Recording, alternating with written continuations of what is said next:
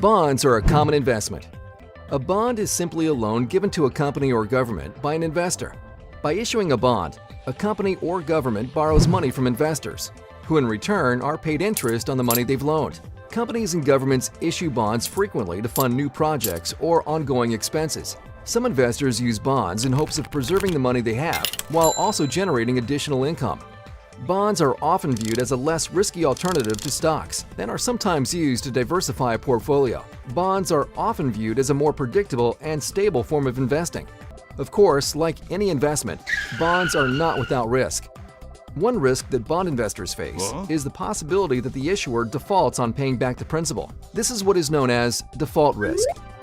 Another risk to consider is interest rate risk. This is the risk that interest rates will go up, and any bonds you own will be worth less if sold before the maturity date.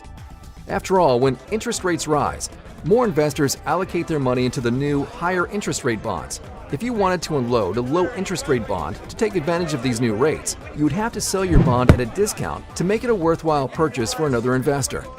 Many investors use a mix of stocks and bonds to pursue their investment goals. And because bonds move differently from stocks, they can help increase or protect portfolio returns.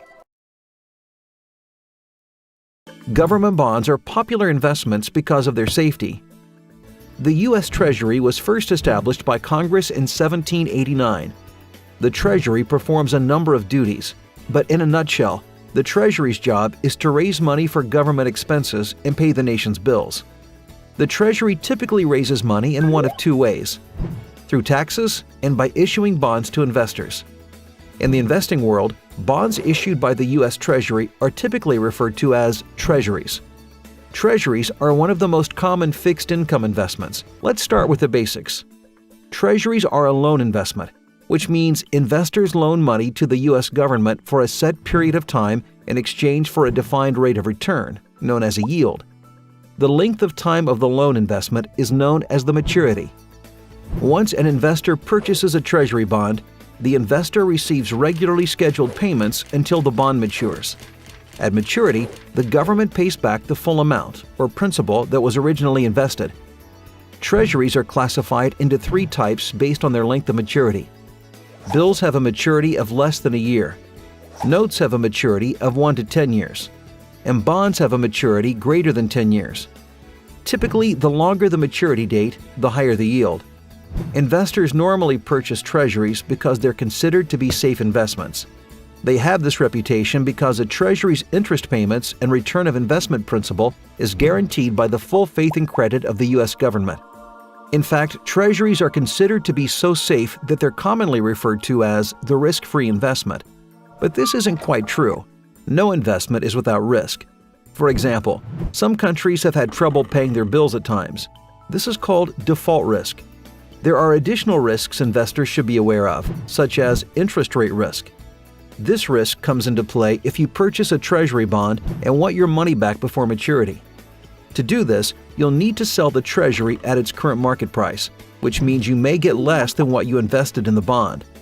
This is especially likely if interest rates have gone up since you purchased your bond. On the other hand, if interest rates have decreased, there is also a chance that you could get more than you invested. You could also invest in treasuries by buying shares of a mutual fund or ETF that invests in a more diversified group of treasuries. Purchasing individual bonds has its drawbacks. Some people may not have the funds to purchase a bond because bonds are commonly sold in denominations. A minimum denomination may be as low as $5,000 or as high as $20,000. This may result in an investor purchasing bonds from only one issuer, which can lead to a poorly diversified bond portfolio. Diversification is as important with bonds as it is with stocks, because purchasing bonds from an issuer means the investor must rely on the issuer's financial strength. Unlike individual bonds, bond funds allow investors to easily diversify their bond investments because the fund has ownership of several bonds. A bond fund is an investment that pools money together from many investors to purchase a variety of bonds. Investors buy shares of the fund, which entitles them to the fund's future earnings. We mentioned previously that bond denominations usually require at least $5,000 to buy individual bonds. However, buying a share in a bond fund tends to be much cheaper. This is also true for a bond ETF. Additionally, a bond fund may provide built-in diversification. While bonds tend to fluctuate less than stocks, they do fluctuate in value. A bond fund also doesn't provide the assurance of consistent interest payments and the return of principal that individual bonds provide.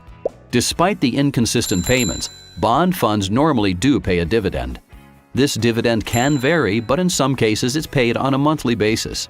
So while the amount may be inconsistent, regular income can generally be expected. In review, an individual bond provides the promise of regular interest payments and the return of principal at maturity, while bond funds usually require lower initial investments and provide greater diversification. But both investments may help reduce the overall volatility to your portfolio and reduce risk. When interest rates go up, bonds will generally fall in price. With interest rates as low as they are now, wouldn't you be a fool to buy a bond index fund? In fact, you would not be a fool.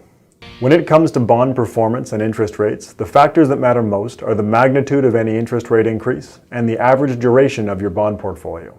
Duration is a measure of price sensitivity for bonds, where higher duration indicates greater price sensitivity to changes in interest rates. If interest rates were to increase by 1%, a bond fund with an average duration of 5 years would be expected to drop by 5%. Bonds with longer durations are increasingly sensitive to interest rates, but they also have higher expected returns. Increases in interest rates will likely result in negative short-term performance for bonds. These negative effects become more pronounced as the duration of the bond portfolio increases. This is a fairly standard risk-return trade-off. With interest rates as low as they are now, a common thought process for investors is that future bond returns must be either low or negative going forward. This is because interest rates are either going to stay low, resulting in low yields, or rise, causing bond prices to fall. This thinking ignores an important aspect of the situation. As interest rates go up, new bonds are issued at the now higher rates. Think about a bond index fund. It is a fund that owns a bunch of bonds based on an index. A bond index includes bonds based on a set of criteria. For example, the Barclays Capital U.S. Aggregate Bond Index only includes bonds that have at least 1 year remaining until maturity. The index usually rebalances monthly, meaning that bonds in a bond index fund that no longer meet the criteria of the index are sold, and new bonds are purchased. While it is true that bonds in the fund are likely being sold at a loss during a period of rising interest rates, the new bonds being purchased will have higher yields such that the index fund will eventually recover from any losses. Bond index fund prices may decline with rising interest rates, but over time it is expected that as the index rebalances into new bonds with higher coupons, there will be positive long-term performance. Long-term expected bond returns are independent of future interest rate scenarios, but realizing any expected return will almost always come with periods of volatility. If you are thinking about ditching bonds altogether, remember that they are there to help you in bad markets. A really bad year for bonds is not nearly as bad as a really bad year for stocks. The worst 12 months in recent history was between July 1982 and June 1983, when it posted a negative 7.9% return. Over that same period, an index representing Canadian stocks dropped by almost 40%. Similarly, Canadian stocks dropped by 33% in 2008, while Canadian bonds posted a positive 6.4% return. One option might be to reduce the duration of your bonds, decreasing their sensitivity to interest rates, but doing so will also decrease your expected returns. Even if interest rates are expected to rise, bond index funds continue to have positive long-term expected returns. You might see a short-term decline in bond prices, but that does not mean that the bonds are no longer doing their job. Investing is a long-term game. If nothing else, bonds act as your buffer against down markets. So unless you have a stomach of steel, it's probably worth keeping them around.